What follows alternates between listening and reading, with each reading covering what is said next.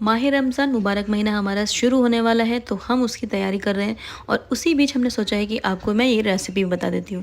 तो ये हमने फ्रोज़न करने से पहले ही शामी कबाब को आपको बताना चाहा है कि बिल्कुल सेम और सेम कैटरस जैसा जैसे हम बाहर से लाते हैं, उससे ज़्यादा कहीं 2 गुना ज़्यादा ये बहुत ही टेस्टी बनेगा। तो चलिए फिर देख लेते हैं चिकन शामी कबाब बनाने की रेसिपी। चिकन शामी कबाब बनाने के लिए सबसे पहले हमने लिया है चने की दाल। और चने की दाल कभी भी हम शामी कबाब बनाते हैं तो चने की दाल आपको कम लेना पड़ता है, क्योंकि तभी ये बहुत ही जूसी बनेंगे। और जैसे कि वो कड़क लगते हैं खाने में तो टेस्ट नहीं आता है, इसीलिए हमें चने की दाल जो है वो थोड़ा कम डालनी चाहिए। 250 ग्राम यानी कि पाव किलो हमने चिकन डाला है। चाहे तो आप मटन से ही बना सकते हैं, और बहुत लोग होते हैं जो चिकन पसंद करते हैं। फ़िलहाल जो हम प्रिपेयर कर रहे हैं इसे हम चिकन से बनाएंगे।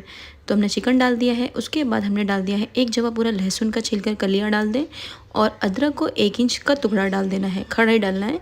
और मिर्चें, हरे मिर्चें आपको डाल देना है 2 से 3, जितना आपको तीखा पसंद हो।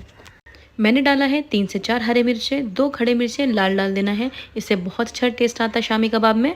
और उसके बाद हमने आधी प्याज को रफली चॉप करके ऐसे ही डाल देना है। और उसके बाद हमने यहाँ पर कोई भी खड़ा गरम मसाला नहीं डाला। आप सोच रहे होंगे गरम मसाला हम डालेंगे, लेकिन हम बाद में डालेंगे। फिलहाल हमने जितनी सारी चीज़ें डाल दिया है, इसे डालने के बाद आपको इसमें डाल देना है हाफ ग्लास पानी। और पानी डालने के बाद आपको डाल देना है इसमें स्वाद के अनुसार नमक, और इसे हम पकने के लिए रख देंगे 2 से 3 सीटी आने तक, जब तक कि चिकन और चने की दाल गल नहीं जाती अच्छे से। तो अब हमने डाल दिया है स्वाद के अनुसार नमक लास्ट में, और इसको हमें ढक्कन से ढक देना है। कुकर को गैस पर रखकर गैस ऑन कर लेना है। चने की दाल भी गलनी चाहिए, जिसलिए थोड़ा सा टाइम लगेगा, इसलिए 3 सीटी आने तक प्रॉपर इसे पकाना है। गैस का फ्लेम बंद कर देना है, और चिकन और दाल बहुत अच्छे से गल चुके हैं। तो चिकन को हमें सेपरेट कर लेना है, और दाल में जो एक्स्ट्रा नीचे पानी है आप देख सकते हैं कि बहुत ही हमने जजमेंट से डाला है पानी, और आधा ग्लास डाला, क्योंकि चिकन ऑलरेडी पानी छोड़ता है इसलिए हमने कम डाला था। तो उसके बाद हमने इसे सेपरेट कर लिया है, जैसे कि चिकन को हटा लेना है अलग, और जो दाल में एक्स्ट्रा पानी बचा है इसे हमें सुखा लेना है। तो हाई फ्लेम कर दें गैस की, और अच्छे से 2-4 चम्मच हिलाएं, और उसके बाद ये अच्छे से सूख जाता है पानी। उसे हमें निकाल लेना है अलग बर्तन में, दाल को अच्छे से ठंडा कर लें। और उसके बाद आपको एक जार में इसे ट्रांसफ़र करके मिक्सर से हमने दाल को बहुत अच्छे से पीस लिया है, और बहुत जल्दी पीस जाती है क्योंकि बहुत सॉफ्ट थी पककर, तो इसलिए ये हमने दाल तैयार कर लिया है।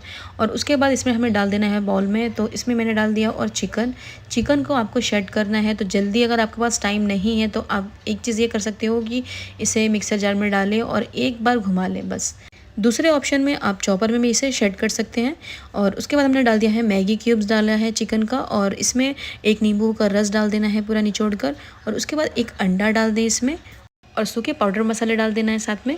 तो पहले डाल दिया हमने garam masala powder 1 tablespoon, black pepper powder यानी काली मिर्चों का पाउडर, ज़ीरा पाउडर 1 टेबल स्पून, और chaat masala powder 1 table spoon डाल देना है। इससे बहुत अच्छा टेस्ट आएगा कबाब में। और उसके बाद हमने डाल दिया इसमें कुटी हुई लाल मिर्चें।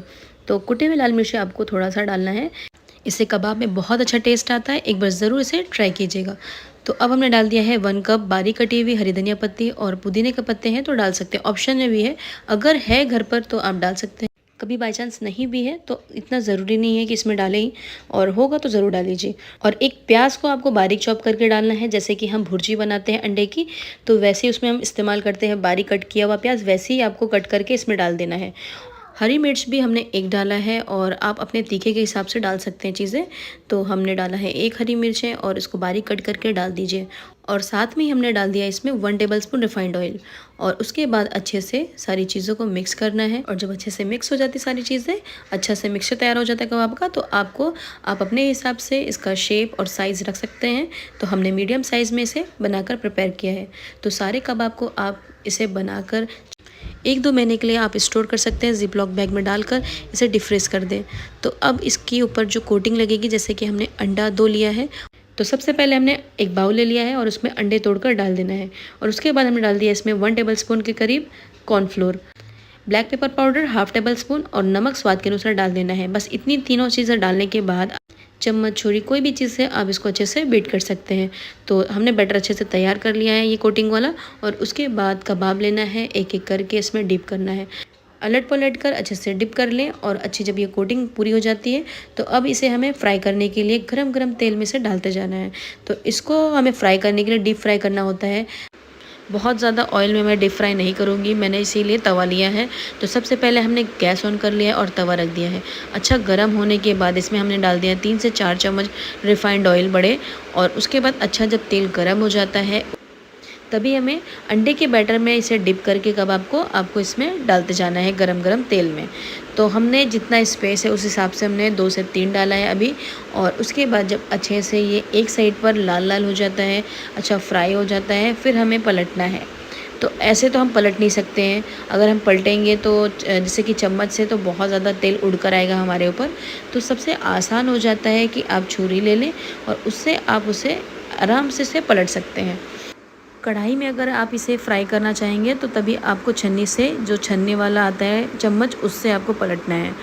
तो चलिए इस तरह हमने बहुत अच्छे से इसे अलट पलट कर लाल लाल फ्राई करना स्टार्ट किया है। कबाब को फ्राई करते हुए बहुत अच्छा कलर आ चुका है और ये डार्क स्टार्ट हो चुका है, डार्क ब्राउन कलर का। तो चलिए अभी ये पूरा रेडी है बनकर, तो हम इसे अलग बर्तन में निकाल लेंगे।